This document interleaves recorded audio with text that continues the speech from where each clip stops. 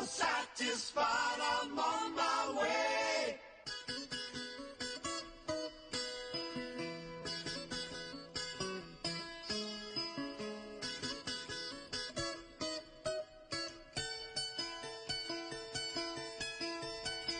Take a straight and stronger course to the corner of your life. Make the White Queen run so fast, she hasn't got time to make you wife.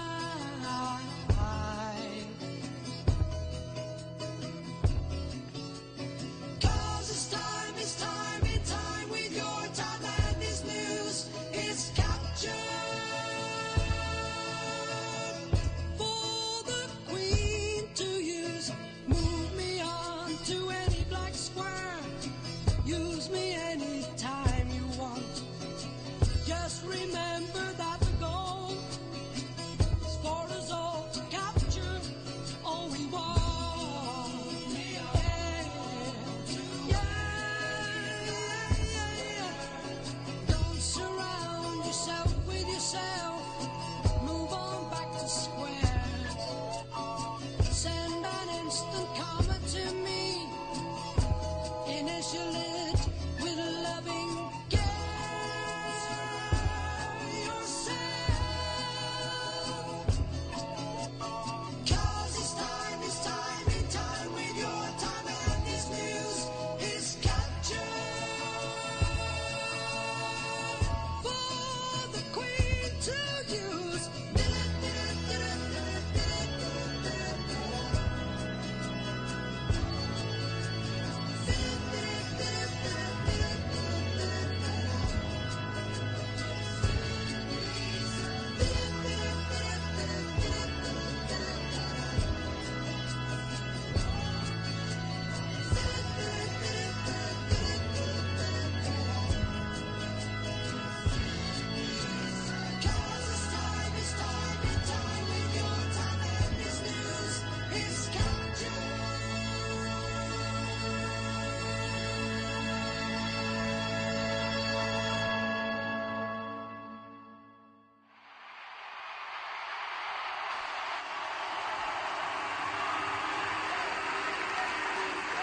Yes, we can.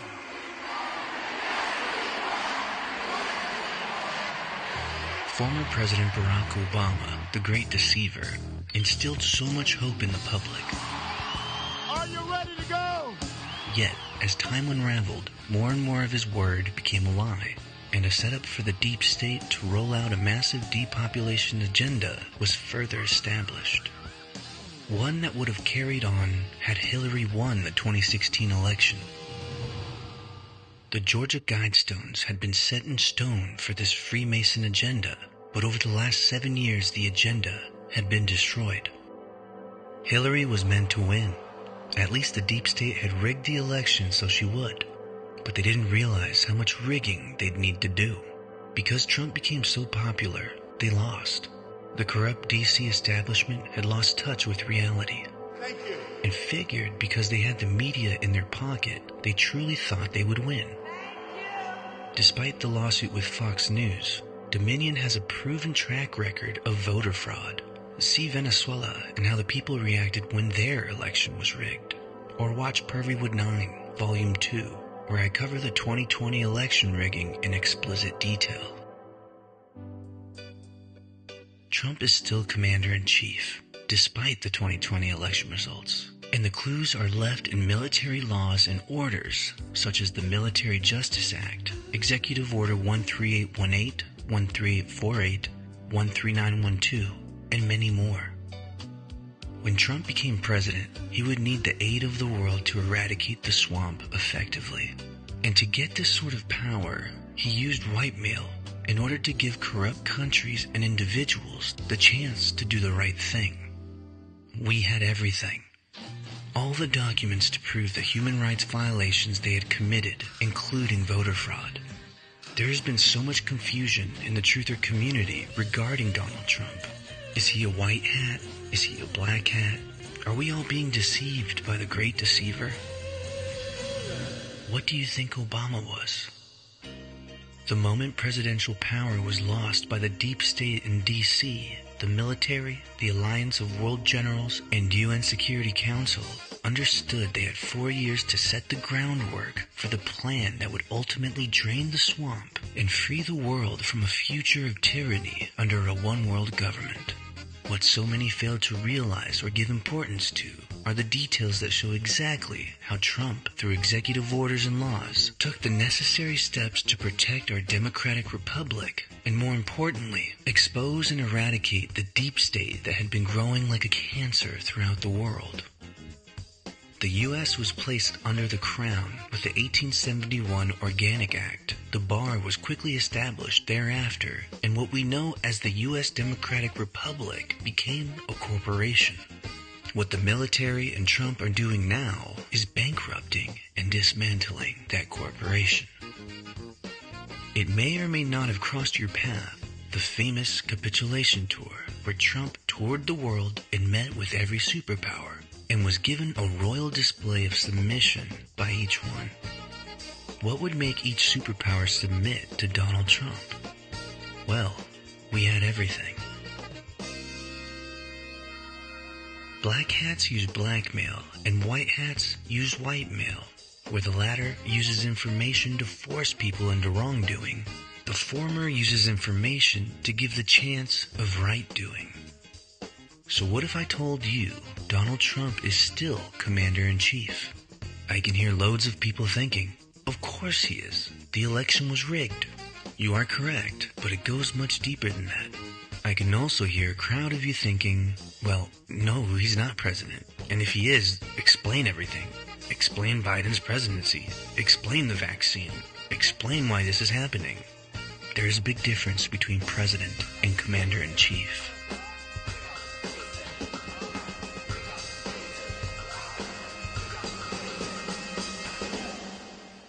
This film is for believers, and primarily for the doubters. The information to be presented can be verified via military executive orders and laws. That means this film isn't purely theoretical. Its majority is based in fact. It's based upon documentation that derives from .gov and .mil websites.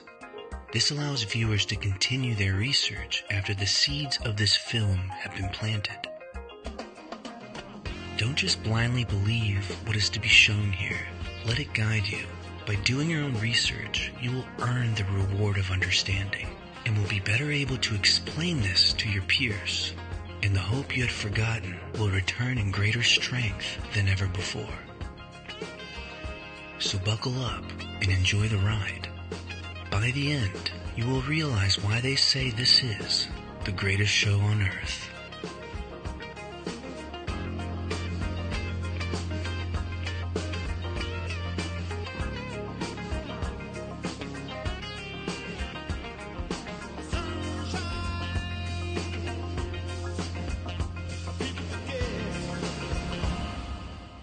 To really understand current events, it's important to first get a grasp on the past. The Organic Act of 1871. On February 21st, 1871, the 41st Congress passed legislation entitled An Act to Provide a Government for the District of Columbia. This is known as Act of 1871. By this action, and with no constitutional authority, a separate form of government and constitution was created for the 10 square miles of land known as the District of Columbia, or Washington, D.C. Incorporated. The original U.S. Constitution was entitled the Constitution for the United States of America. The Act of 1871 changed that title to read the Constitution of the United States of America. By changing the title and the capitalization of the Constitution, the people were removed from this new Constitution. This new Constitution serves only for the corporation of the United States and not for the people of America. The people now have no rights or freedoms, no ownership of property, no right to travel, no right to marry, no right to do business. They are only debt slaves who must serve the corporation. Slaves have no rights, only privileges and permission to live on their master's property. Should they try in any way to use the corporate constitution, they will be charged with criminal trespass because they are not a party to this private contract entitled the Constitution of the United States of America. Our Constitution explicitly states that no citizen shall pay any direct tax to the federal government. Why are the citizens in all our sovereign states forced to pay federal income tax, which is collected by a foreign corporation of England called the Internal Revenue Service, the IRS? Our Constitution explicitly states that our currency is to be backed fully by gold and silver, and that our banking system is to be under control of the Treasury of the United States of America and the Congress. Why is it that I cannot receive gold or silver coin from my currency at my bank? Why does our paper money say Federal Reserve note and not gold or silver certificate as it once did? Why are our banks called Federal Reserve banks and not U.S. Treasury banks? Why is the Federal Reserve bank system owned by a British foreign corporation and controlled by the 13 most wealthy families of our world? The strength of a nation's currency is based on the strength of that nation's economy. And the American economy is by far the strongest in the world. Accordingly, I have directed the Secretary of the Treasury to take the action necessary to defend the dollar against the speculators. I have directed Secretary Connally to suspend temporarily the convertibility of the dollar into gold or other reserve assets, except in amounts and conditions determined to be in the interest of monetary stability and in the best interest of the United States. Do you understand this is why you are charged fees to travel, to marry, to do business, or even visit corporate parks?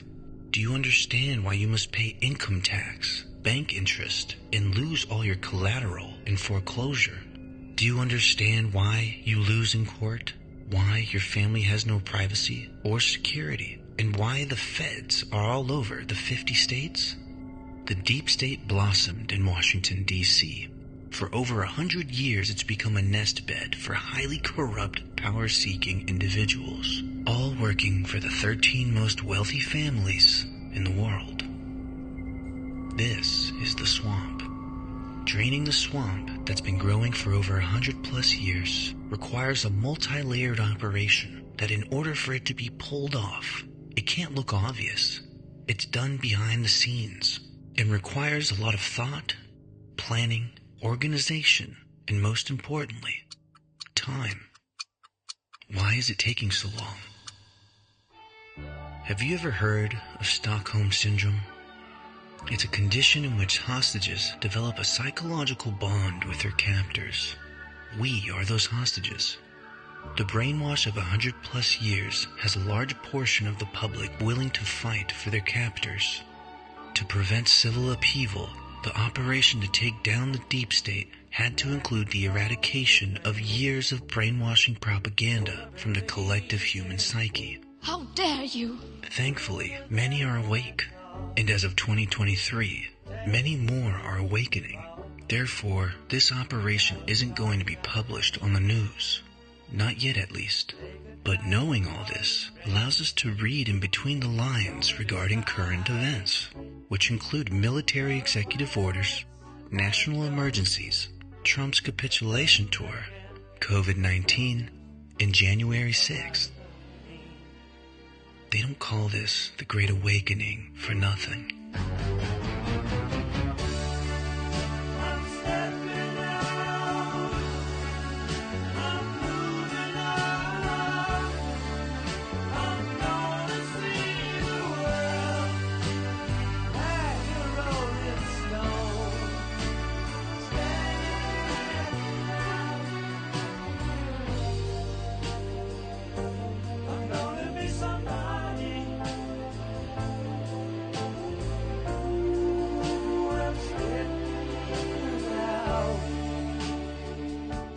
In order to start reading in between the lines and seeing current events with more accuracy, God helped us understand this plan further.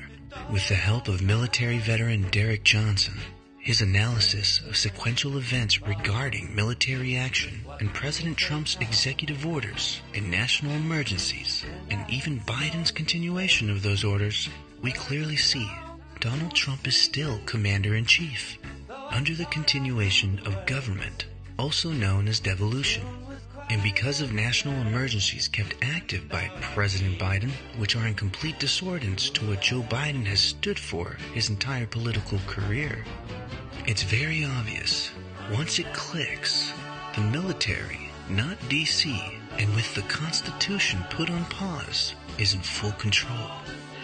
What you're about to see is a detailed outline of military law, executive orders, and Trump's whereabouts throughout the world, all starting from 2015. When put together sequentially, it'll make sense, the order of events that took place to set the stage for the greatest show on earth. Today's ceremony, however, has very special meaning, because today we are not merely transferring power from one administration to another, or from one party to another, but we are transferring power from Washington, D.C., and giving it back to you, the people.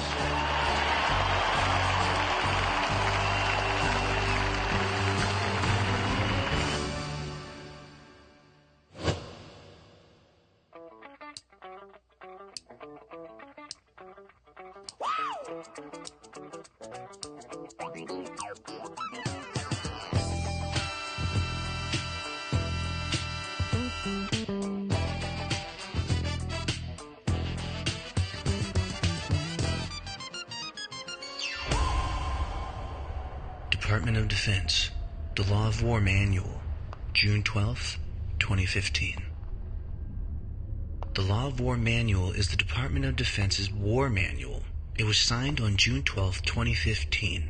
It's a combination of military and federal lawyers who took the Lieber Code of 1863, Geneva Conventions, Hague Conventions, Nuremberg Trials, the Law of War manuals from the United Kingdom, Canada, Germany, and Australia, and all the strengths of those to strengthen the Uniform Code of Military Justice, which is military law.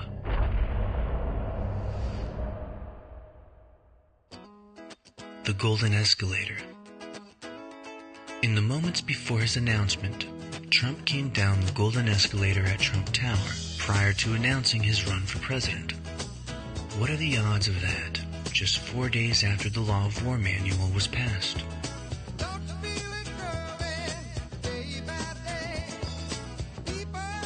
The Military Justice Act of 2016 was the Supreme Court clarifying military laws and courts are separate from civil laws and courts. It clarifies military personnel are different from civil.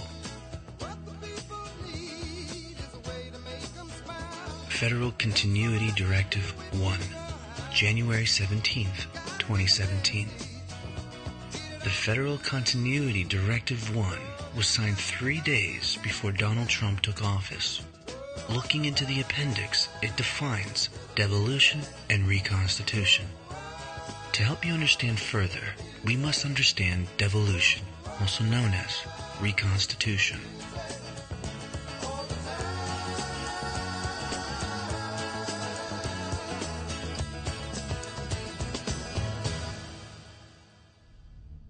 Devolution. Devolution is a component of continuity planning that establishes procedures to transfer statutory authority and responsibilities from an organization's primary operating staff and facilities to another designated staff and one or more facilities for the purpose of sustaining essential functions. Devolution may be temporary or may endure for an extended period. A devolution plan is activated upon the threat of or in response to a catastrophic emergency that either renders the organization's primary leadership and operating staff unavailable or leaves them incapable of sustaining essential functions from primary facilities.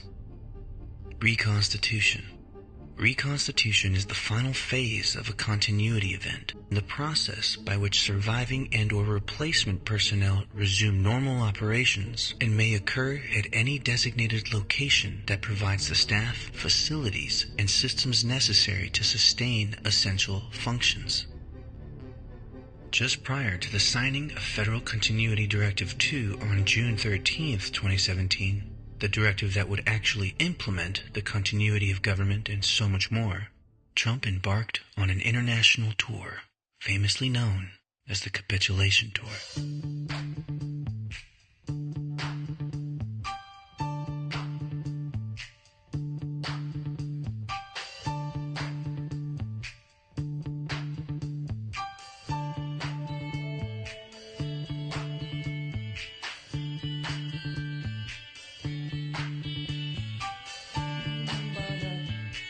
Saudi Arabia, the sword dance, May 20th, 2017. Pressure, pushing down on me, pressing down on you. No man has fallen under pressure. The brings a feeling down, slips a family into, puts people on streets. For Trump to be the only U.S. president to be involved in a Saudi Arabia sword dance is pure symbolism. This was symbolic of going to war together. The history and significance of sword dancing is important to note. The most common Arda in Saudi, called the Najdi Arda, initially performed by Arab warriors in the central Najd region of Saudi before meeting their enemies on the battlefield. Sword dancing was a way for the men to display their weaponry and show their heroic spirit. The Najdi Arda also recalls the battles led by King Abdulaziz Al Saud, the founder of Saudi Arabia. Trump came to Saudi with folders displaying the military had everything on their corruption. The only way out of their heinous crimes was to bend the knee to the U.S. and to capitulate, a vow to bring down the New World Order together. And what better way of showing their submission than with an honorable sword dance? Having Saudi Arabia on board meant the first side of the deep state pyramid had collapsed. 2 days later, Trump would go to Israel to do the same.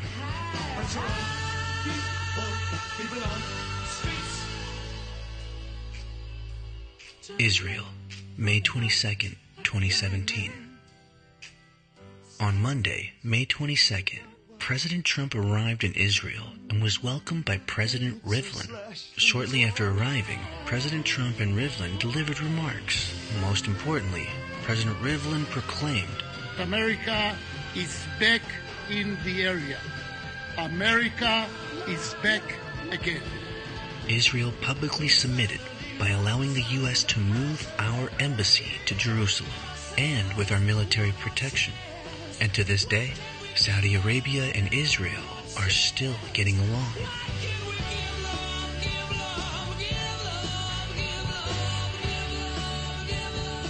Make note that Trump visited the Wailing Wall just prior to Israel moving their embassy. If you've ever heard people falsely claim Trump a Jesuit, this is where the false interpretation comes from. Many researchers are short-sighted. It makes them lazy, and they pause their ambitious research at this wall. Pun intended. They judge the trees, but not the forest, therefore misunderstanding. This was a massive goal in the capitulation tour. What comes next, just 2 days later, is the most important stop of the entire tour, the Vatican.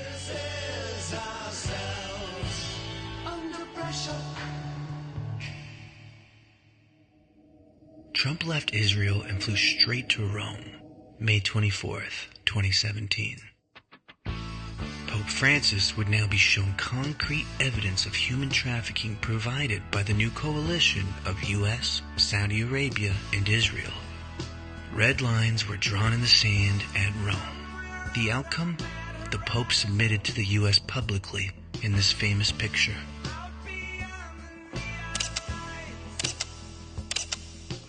The Pope wasn't happy. You should find the picture of him visiting the Pope. It took 650 planes to remove our gold from the Vatican Bank.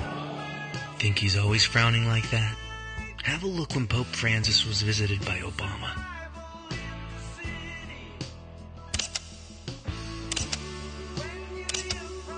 That same day, Trump flew to visit NATO, the North Atlantic Treaty Organization, and the EU, the European Union. May 25th, 2017.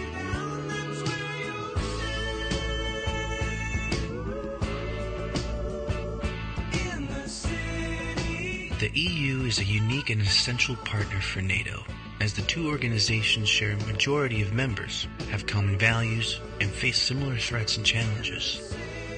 EU leaders publicly submitted when Trump walked in late like a boss. Because now, we had everything. Trump truly was their boss. Both the EU and NATO now realized they have it all, and were instructed to stand down on Brexit and pay more for NATO. Now with the Middle East and European powers of the pyramid submitting, a monumental move forward could happen. That move was the implementation of the continuation of government.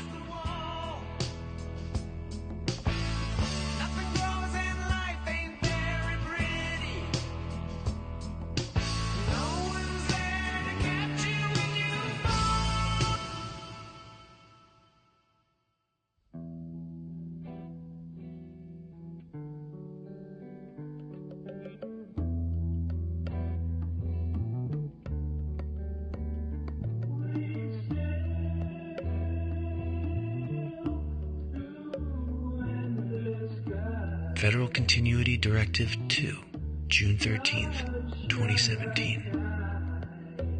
FCD2 outlines requirements and provides checklists and resources to assist federal executive branch departments and agencies in identifying and assessing their essential functions through a risk-based process, and in identifying candidate primary mission essential functions that support the national essential functions. In short, FCD2 provides the implementation protocols for the continuation of government and so much more. Just 4 months later, after getting wind of what Trump was doing, the deep state cabal tried to strike back. The Las Vegas Massacre, October 1st, 2017. In a matter of seconds, a country music festival turned tragic, a storm of gunfire raining down upon an innocent crowd. Q-Post 117 implied that they tried to take out the new Saudi Arabian Crown Prince bin Salman, who was a good guy in this film. The evil villain? The former Saudi Arabia Crown Prince Al-Walid. It was during the Las Vegas battle that he was neutralized. Al-Walid just happened to control Twitter.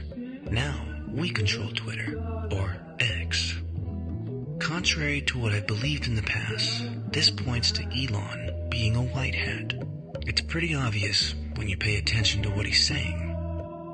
Elon, you tweeted this thing about George Soros.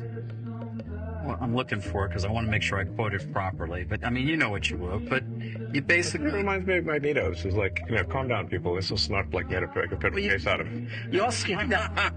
you said he wants to erode the very fabric of civilization, and Soros hates humanity. Like, when you do something like that, do you I think that's true. That's my opinion. Okay, but why share it? Why share it? Especially because, why share it when people who buy Teslas may not agree with you, advertisers on Twitter may not agree with you? Why not just say, hey, I think this. You can tell me. We can talk about it over there. You can tell your friends. But why share it widely? This is freedom of speech. I'm allowed to say what I want. You absolutely are. But I'm trying to understand why you do, because you have to know it's got it puts you in the middle of the partisan divide in the country. It makes you a lightning rod for criticism. Do you like that? People today saying he's an anti-Semite. I don't think you are. No, I'm definitely. I'm like a pro-Semite, if anything. I believe that probably is the case. Yes. Why would you even introduce the idea then that would be the case? Look, we don't want to make this a George Soros interview. No, God, no. I don't want to at all. But I'm trying. Even came up though in the annual meeting. Do your tweets hurt the company? Are there Tesla owners who say, I don't agree with his political position and I know it because he shares so much of it? Or are there advertisers on Twitter that Linda Yaccarino will come and say, you got to stop, man. Or, I can't get these ads because of some of the things you tweet.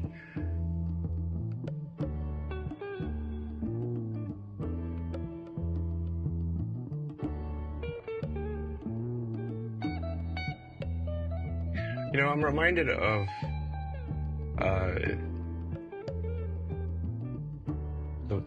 there's a scene in The Princess Bride. Great movie. Great. Where he confronts the person who killed his father. And he says,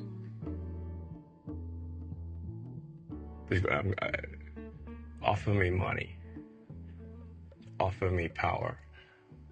I don't care. The Las Vegas massacre was a key event, as Trump saved bin Salman's life, as intel had shown Prince Al-Walid was planning to assassinate him. As we mentioned before, we had everything. Now bin Salman owes his life to Trump, which led to the Saudi government overthrow, October 24th, 2017. All right, so we begin in Saudi Arabia, where Crown Prince Mohammed bin Salman has detained some of the most high-profile members of the royal family, and that includes former Crown Prince Mohammed bin Nayef, as well as Prince Ahmed bin Abdul Aziz Al Saud, and the younger brother of the Saudi king. All suggests that they have both been accused of treason. The Saudi guards have also arrested one of Mohammed bin Nayef's brothers. They're now likely to be under the threat of life imprisonment or possible execution. Both could have rivaled Crown Prince Mohammed bin Salman to the throne if King Salman died. Quite a surprising move here by Prince Mohammed. I mean, most of all, this arrest or detainment of Al-Walid. What does this mean for? Let's tackle Al-Walid first. He's being detained. We're not exactly sure where, but what does this exactly mean for him and Kingdom holding? 23 days later, one side of the pyramid fell completely when Saudi Prince Al-Walid was arrested by Mohammed bin Salman. This happened just 3 weeks after the Las Vegas massacre. Prince Al-Walid owns the top floors of the Mandalay Bay. Intel points to Trump being in Vegas that night, and a few weeks later, the Saudi government gets overthrown. Now the capitulation tour would continue as Trump made his way to Asia for a 13-day, 5-nation tour. Japan, November 4th, 2017.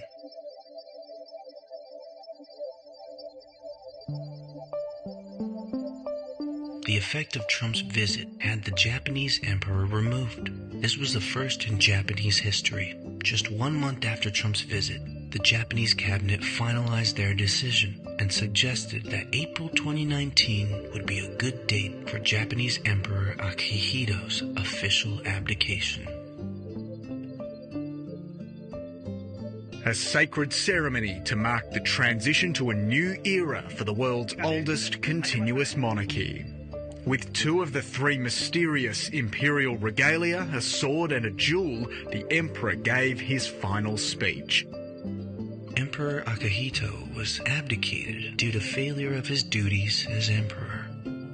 And the symbolism of Japan's submission was when they allowed Trump to become the first ever U.S. president to hand out the sumo champion trophy. Alas, another old house family removed from control. South and North Korea, November 7th, 2017. Trump left Japan and flew to South Korea. Just weeks prior to arrival, the nuclear research mountain in North Korea collapsed, killing their nuclear scientist. During the latest test in September 2017, a bomb believed to have an explosive yield of 100 kilotons set off a powerful explosion. It caused an initial 6.3 magnitude tremor and triggered several more earthquakes in the weeks that followed. Was this to remove the nuclear threat? Was it to intimidate Kim Jong-un? Could it have been both? What Trump said in his speech to the South Korean Assembly pairs well with what happened in North Korea just weeks prior. This is a very different administration than the United States has had in the past. Today, I hope I speak not only for our countries, but for all civilized nations when I say to the North, do not underestimate us and do not try us. I also have come here to this peninsula to deliver a message directly to the leader of the North Korean dictatorship. The weapons you are acquiring are not making you safer. They are putting your regime in grave danger. Every step you take down this dark path increases the peril you face. It would be only 18 months later that Trump would become the first U.S. president to cross the border into North Korea. At one of the most militarized borders on Earth, an historic handshake. Good to see you again. I've never expected to meet you at this place. A US president, a North Korean leader, and an extraordinary invitation. If Your Excellency take a step forward, you will be the first US president to cross this line. And Donald Trump didn't disappoint. Not just stepping, but positively striding into history books, the first sitting American president to meet a leader in the North.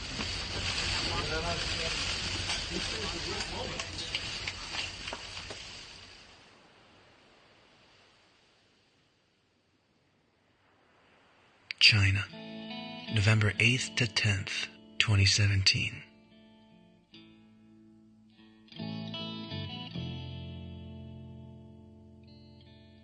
Trump then flies to China at the invitation of Chinese President Xi Jinping to meet and dine in the Forbidden City. Trump became the first foreign leader to ever dine in the Forbidden City since the founding of modern China. This is a massive act of submission. Remember, Xi Jinping had already visited Trump at Mar-a-Lago for a few days in spring 2017. It's evident China wanted to rid itself of the deep state as well.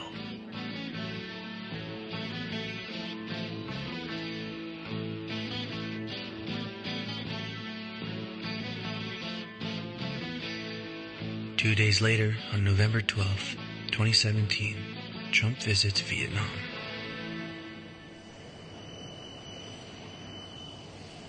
Trump then heads to Vietnam to get Southeast Asian leaders to submit, including Singapore and the Philippines.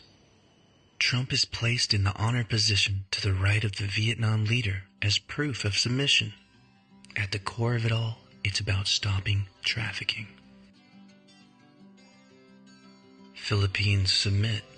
On the Council of Foreign Relations website, Joshua Kurlancic writes on Trump and Philippines president having a bromance. He points to Trump making human rights a low priority in Southeast Asia. Joshua writes, "The Philippine president seems to appreciate a U.S. leader who has made human rights a low priority in Southeast Asia and who thus has mostly ignored any criticism of Duterte's undermining of the rule of law. Indeed, the Trump administration has downplayed human rights in all aspects of U.S. foreign policy, including bilateral meetings with foreign leaders and funding for rights and democracy programs within the U.S. government, among other areas." Trump extended his stay to attend another summit, and this marked the end of the Asia tour. And with no coincidence, the Trump administration executive orders, particularly on human rights violations, appeared just 1 month later. Donald John Trump would declare national emergency with respect to serious human rights abuse and corruption around the world. Before we explore Executive Order 13818, it's best to take a minute to understand what an executive order actually is. Being that only 32% of Americans can accurately name all 3 branches of government, knowing the importance and meaning of an executive order is imperative, as the coming executive orders of late 2017 and 2018 and beyond are the framework, the blueprint, that has allowed monumental action to take place in taking down the deep state.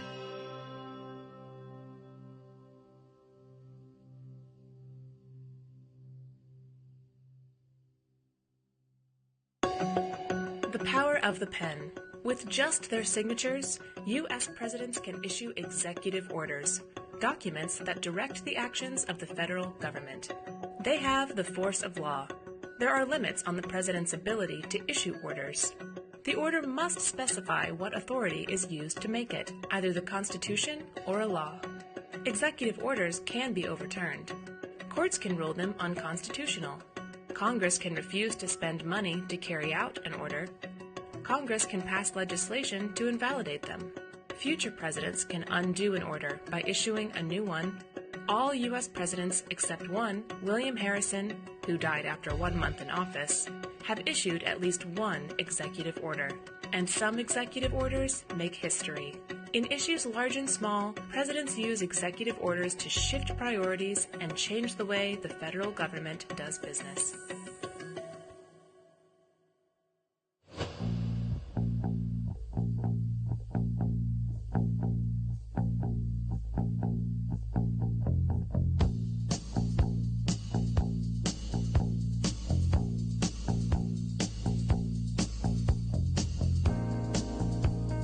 Executive Order 13818, December 20th, 2017. By Executive Order 13818, the President declared a national emergency with respect to serious human rights abuse and corruption around the world, and pursuant to the International Emergency Economic Powers Act, which is 50 U.S. Code 1701, took related steps to deal with the unusual and extraordinary threat to the national security, foreign policy, and economy of the United States.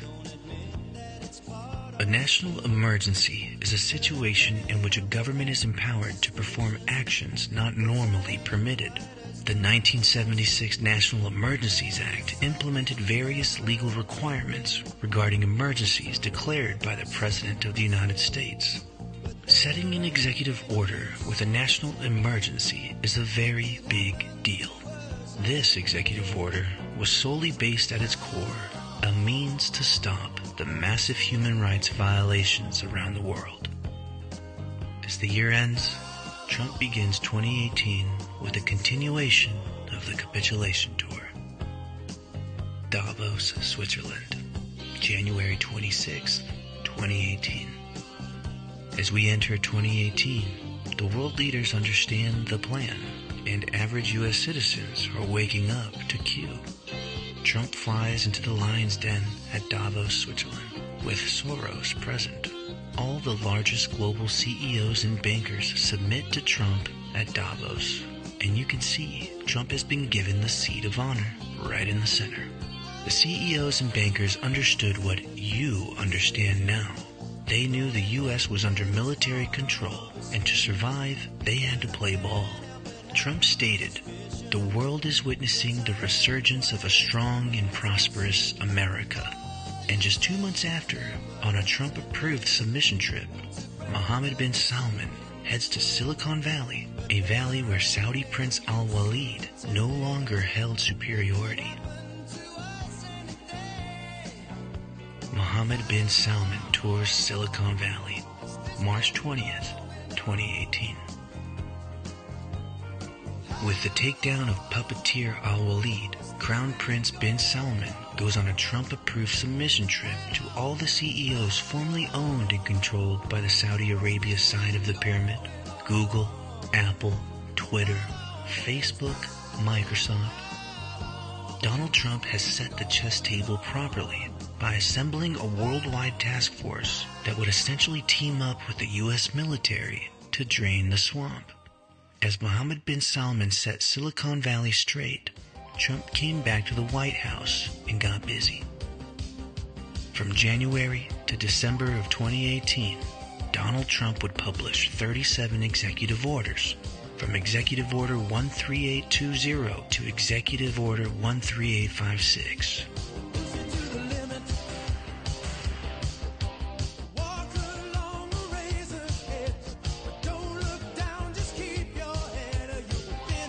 The most important order would be 13848. We'll get to that very soon. Trump invites Macron to the White House. Macron is married to one of the deep state, and he worked for the Rothschilds, yet he completely submitted to Trump in these photos. Trump has it all, and these leaders are being tasked with cleaning up their deep states. or Trump will declass it all.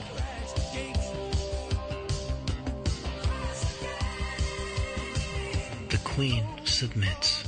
July 14th, 2018. The Queen submitted to Trump when she allowed him to walk in front of her during a review of her honor guard. Then, she placed Trump under her sigil in the center position. Then, she had him sit in Winston Churchill's chair. Total submission photos. As Trump continues on his global submission tour, he visits Norway to meet Putin. July 25th, 2018. In that famous summit, Putin throws Trump a soccer ball and says, "The ball is in your court." Absolute submission. The entire world is playing ball now.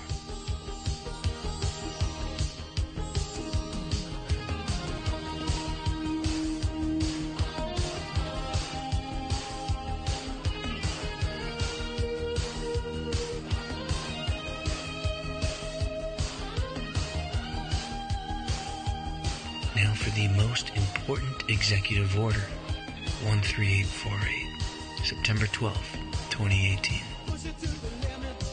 Election interference.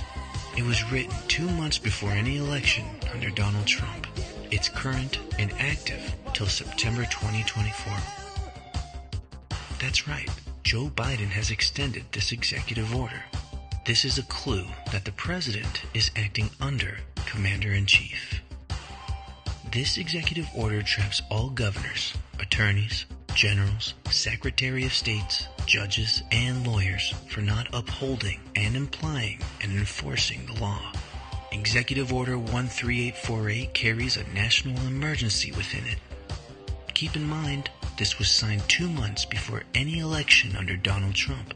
It was 2 years before the presidential election of 2020 and 2 months before the midterms, meaning the only evidence of voter fraud was 2016 and prior. This explains why the Hillary camp, the DNC, and the Mockingbird media all sang the same tune, "Trump won't win." Executive Order 13848 specifically says, although there has been no evidence of a foreign power altering the outcome or vote tabulation in any United States election, foreign powers have historically sought to exploit America's free and open political system. Executive Order 13848 defines who it isn't referring to. Therefore, it defines who it is. If not foreign, it's domestic. It's referring to the Washington establishment. It's referring to the deep state, the cabal, the swamp. Trump now takes the capitulation tour to South America, Argentina, November 29th, 2018. Trump corrals all the global bankers together and forces their submission. Then, Trump walks off stage, leaving the Argentinian president all alone, showing Argentina's submission to Trump. Argentina is a trafficking hideout. It's why the Obamas frequently visit. 3 weeks later, Trump invites Brazil's Bolsonaro to the White House. March 19th, 2019. Trump welcomes a new friend to the table when Brazil elects their version of Trump with Bolsonaro as president. Many see the submission with his hands clasped, and quickly after his visit, Bolsonaro arrests Oprah's best friend, then accused trafficker, now guilty, John of God.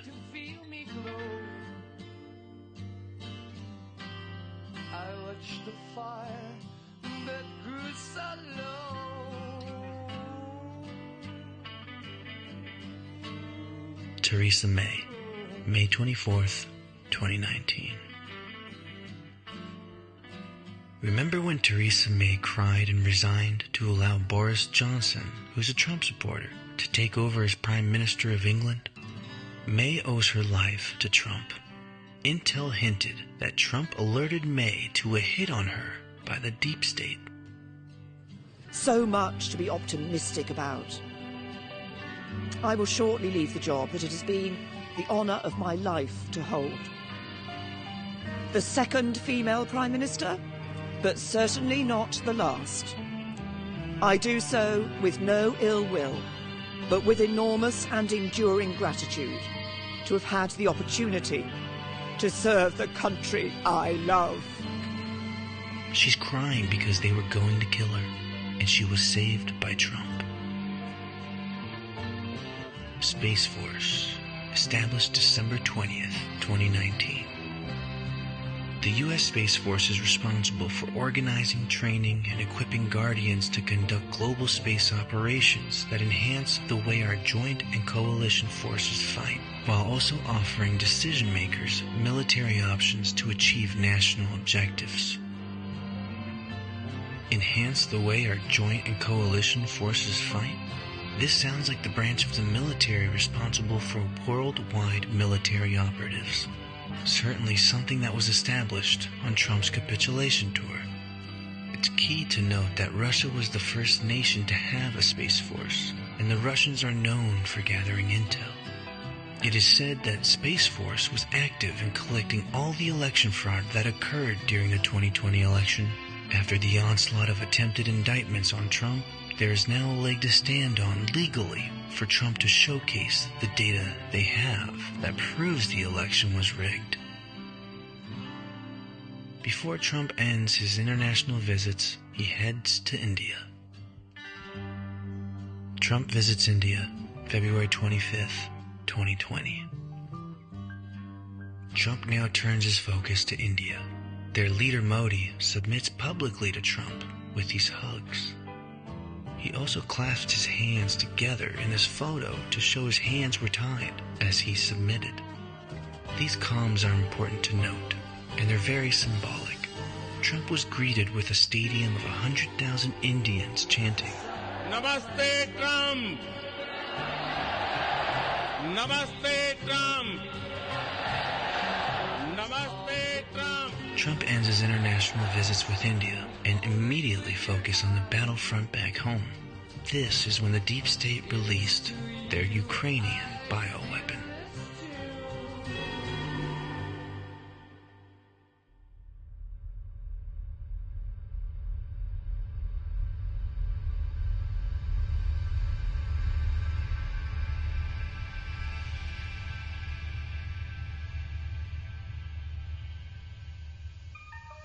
COVID-19, March 13th, 2020.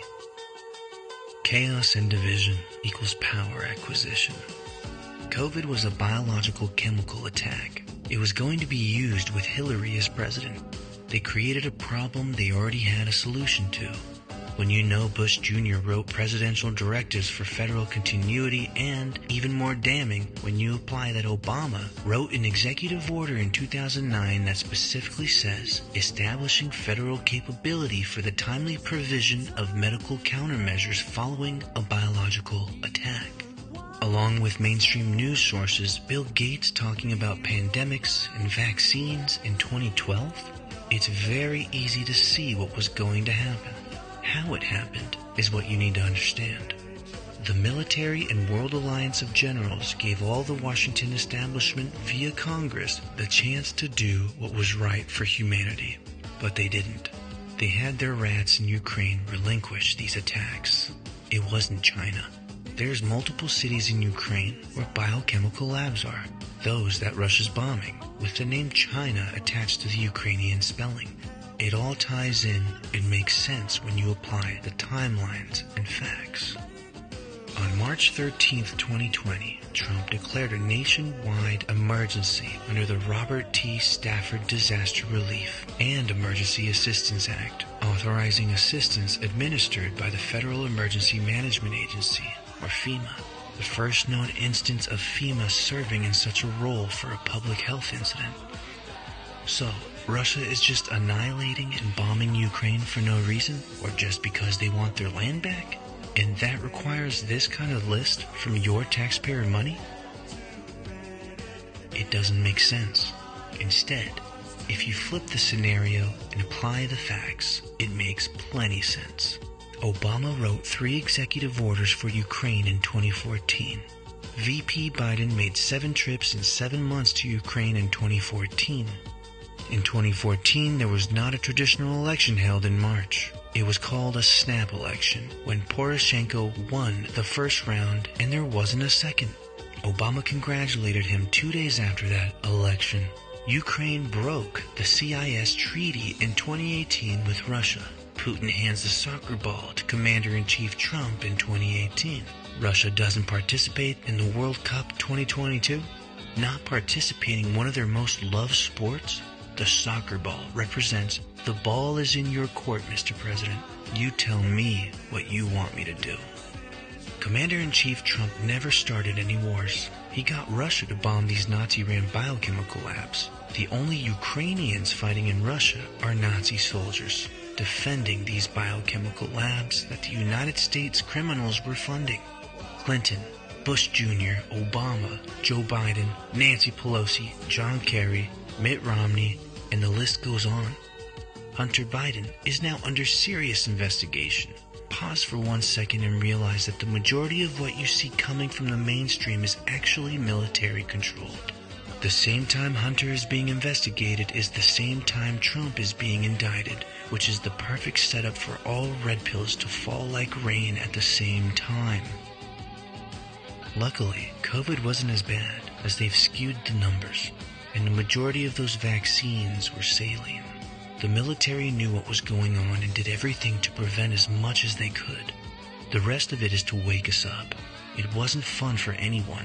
This is war, and it's up to you to understand who's who and the blueprint. Just think back to friends and family members who are so distant from your point of view, that are now getting closer to it by simply observing the sheer fuckery of the last 2 years. The Fed submitted. March 15th, 2020.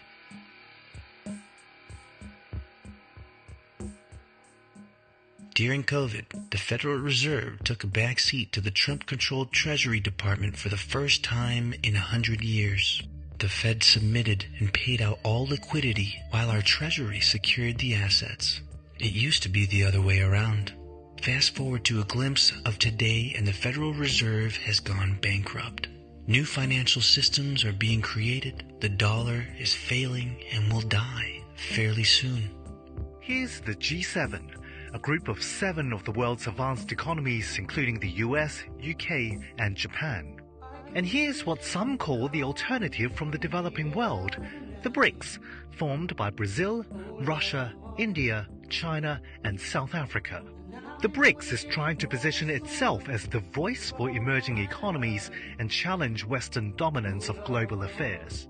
Its leaders are holding a summit in Johannesburg to discuss an historic expansion. More than 40 countries, including Saudi Arabia and Iran, want to join. The expansion of BRICS could definitely boost the group's global influence. Let's look at what a potential enlargement means for the alliance and its ambitions to shake up the global political and economic order. The original term BRIC was actually coined by a Goldman Sachs banker, grouping these really different countries together because they were so fast growing. The leaders of Brazil, Russia, India, and China formalized their relationship in 2009 and invited South Africa to join the alliance a year later. They decided to take that idea in an effort to create a bit of a political and economic counterpoint to what's perceived as the Western hegemony of the global political and economic spheres. The BRICS countries together make up more than 40% of the world's population and almost a third of the world's GDP.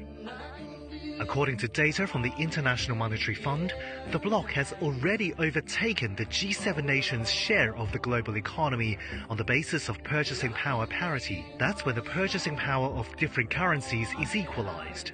Projections by Goldman Sachs show the world's economic balance shifting towards the BRICS and emerging economies.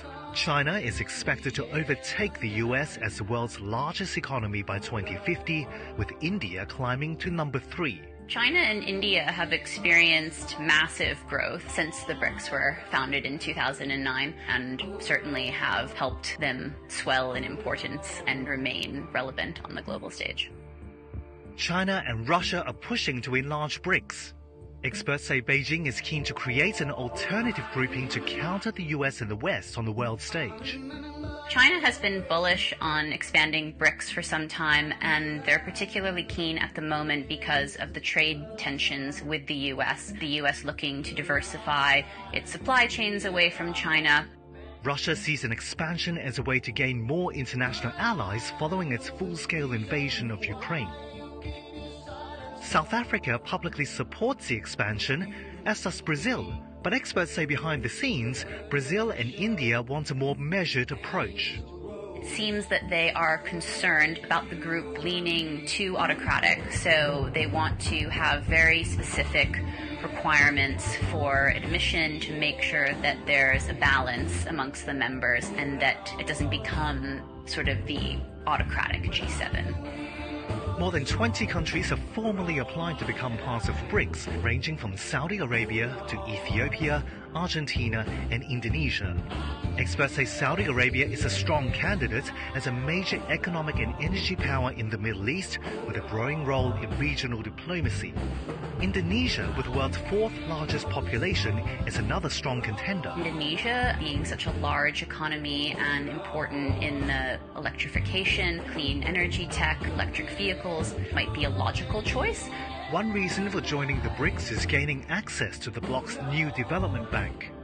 Since its founding in 2014, the bank has approved more than $30 billion in loans for development and infrastructure projects.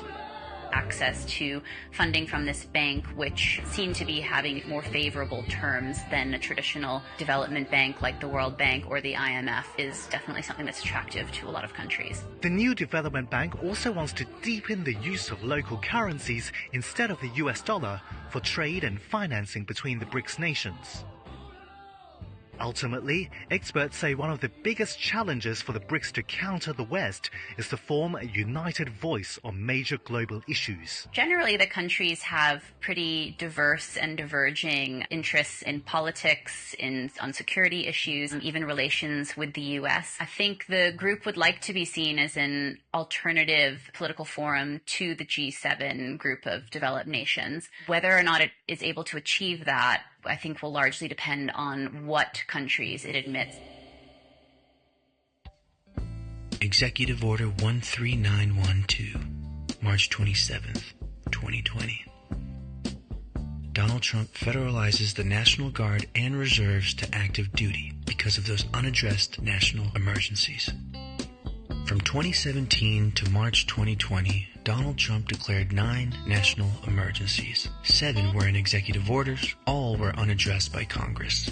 This equals a military operation, a continuation of government, a destroying of the federal corporation. The six-blade knife, throw anything for you. Executive Order 13919, April 30th, 2020. President Trump signed Executive Order 13919, which gives the Secretary of Defense the authority to activate the reserve components of the military to federal duty. The military generals and their commanders, and Commander-in-Chief Trump, are now in full control of our nation and have been under multiple clauses under the Uniform Code of Military Justice, the Constitution, and federal law. All this implicates that Joe Biden is not the president.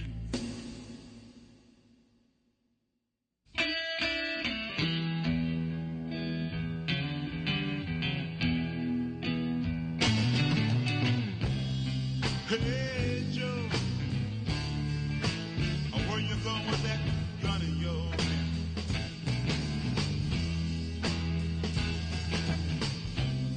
Hey Joe, I said where you going with that gun in your hand?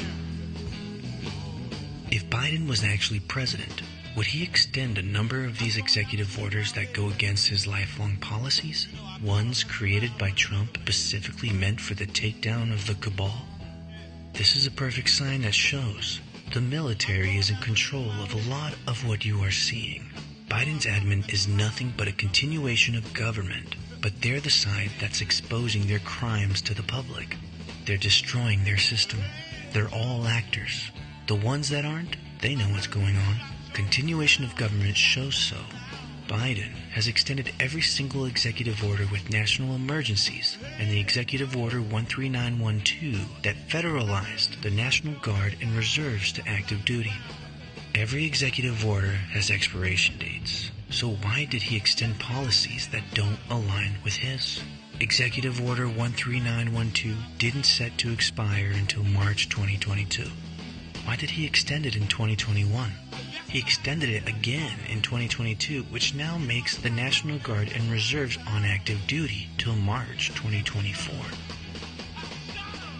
The Space Force has never been uttered from Biden's mouth. The Space Force articles have never mentioned Joe Biden. The Army transferred all communications to the Space Force in August 2022 for one command. Who's that commander if Joe Biden has never been mentioned by the Space Force? Who established the Space Force as an independent military branch in 2019? Donald Trump. The Air Force did not give Biden the traditional ride into D.C. on January 20th, 2021. Guess who the Space Force is a department of? The Air Force. There's multiple documented pictures on the Flight app of Coast Guard on Navy bases and Navy helicopters on Coast Guard stations. The Coast Guard is a Department of Homeland Security during peacetime. They operate under the Navy during times of war. This implies we are at war. The Marines are a department of the Navy. That makes all military branches operating under military operation. Continuation of government, none of which recognize Biden as Commander-in-Chief. In every single National Guard article, Biden has not been mentioned, not once. Only the Secretary of Defense and or the commanders of the brigade, battalion, or unit. Biden campaigned that he was going to shut down Gitmo, Guantanamo Bay. Why has he not revoked Executive Order 13823? Which is Donald Trump's executive order that revoked Obama's executive order to shut it down. If he was president, he would have the same powers and authority as every other president. But it's evident he doesn't, because he's not the president. In fact, he's not even alive. And we'll get to that soon. The rigged election, November 20th, 2020. How did President Trump, the military, and his administration know to write every key executive order from 2017 to 2021 with specific dates inside to be activated and enacted on after November 3rd, 2020 and after January 6th, 2021? Military has its own law, the Uniform Code of Military Justice. The Constitution is the highest law in the land, backed by the military. The military came first in our nation. The military was created to make sure the government did not get too radical, hence why they stepped in. This did not just start recently. Our country isn't the country you think it's been. From 2017 to 2021, a lot of you thought that certain Trump team members, staff, administration, and military turned on him, but they didn't. It was part of an operation. They're called white hat operatives. Optics within optics. If you didn't know about the laws, or if you weren't following the laws being signed from 2017 to 2021, you were blind and fell for the bait as you did with everything you witnessed from January 6th and January 20th to present day.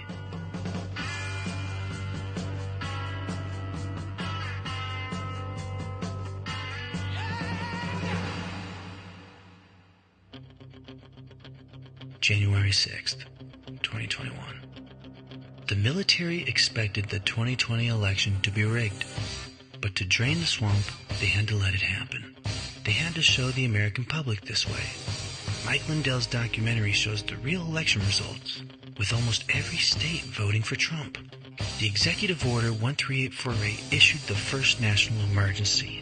Then, on January 6, 2021, Secretary of Defense Christopher Miller activated the National Guard to federal duty, as was ordered in Executive Order 13919 by President Trump.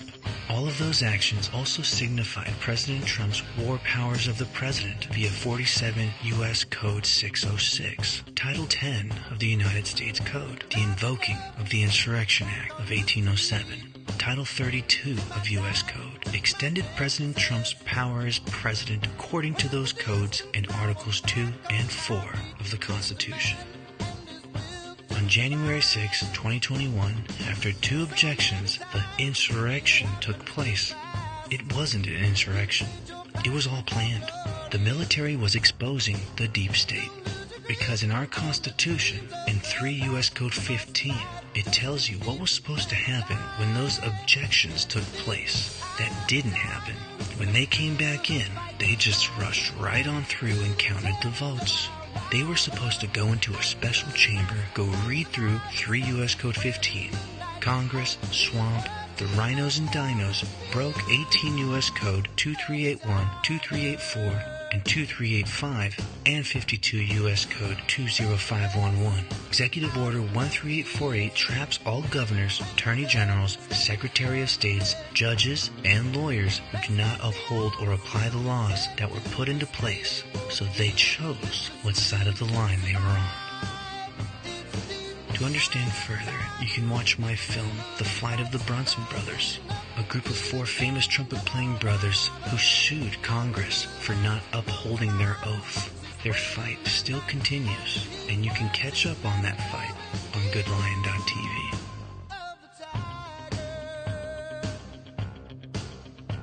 The deep state did in fact control the front lines with FBI operatives, getting us to enter the Capitol.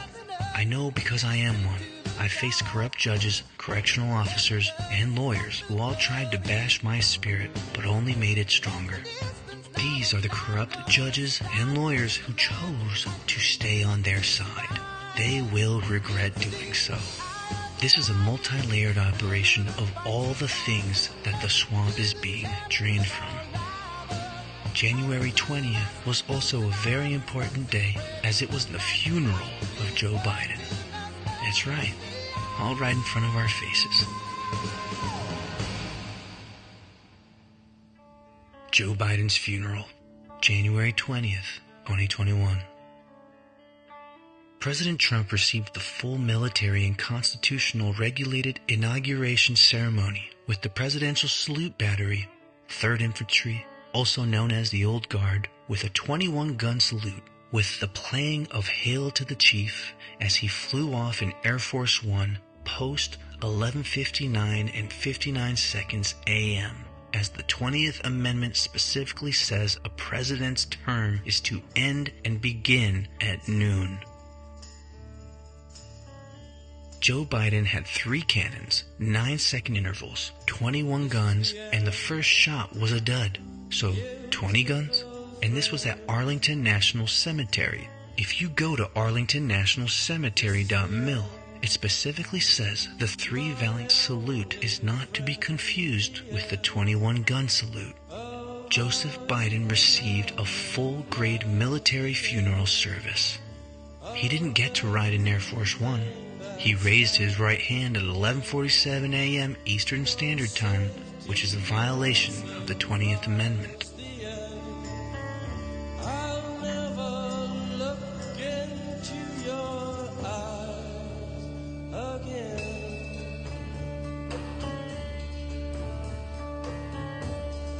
Can you picture what will be?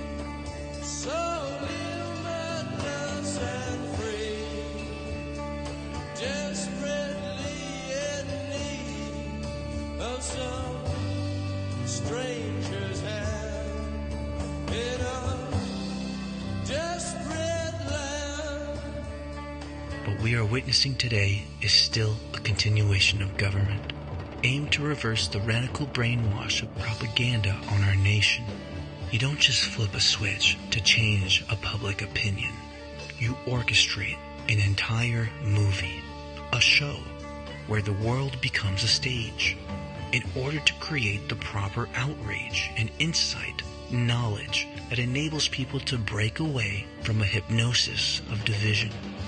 America is like an innocent child that was kidnapped by a dark satanic cult of criminals and pedophiles, using its power to effect worldwide change in its favor. 10 years ago, not many people would be able to grasp this information, but through Trump's presidency, COVID-19, The 2020 election, January 6th and January 20th, in the deep state in Ukraine, we've woken up. We've realized blindly putting faith into government has become our greatest fault, and that paying attention matters. The last 100 plus years, Americans were sold to a corporation, losing the true meaning of what being an American is and was all about. Many naysayers out there around the world know nothing about being American, while at the same token, there are just as many patriots in every country of the world because they too have national pride in their country and can see that ridding the deep state of the U.S. is ridding the deep state of the world. You see, we all have something to unite for. We may fear a united one-world government, as we should, but inviting a one-world patriotism is what can unite us all together. Rejoining in the fact that we all have our individualism, but our collectivism is what makes us stronger as individuals. Many people stop short at their brief, they're all on the same side rhetoric. Yet, can one truly watch this entire movie and still believe that? The thirst for knowledge, the hunger to understand, when lost, becomes the closing time for both heart and mind, and it becomes evident. Those are the ingredients that make a doom and gloomer. They stopped their research long ago. But not you. You didn't. You now have the tools to understand everything you are seeing happen around the world. It will take thought. It will take your own research. It may take open-minded conversations, painful ones, but together we are collectively the audience of the greatest show on earth, The Great Awakening. Keyboard warriors, you know what to do.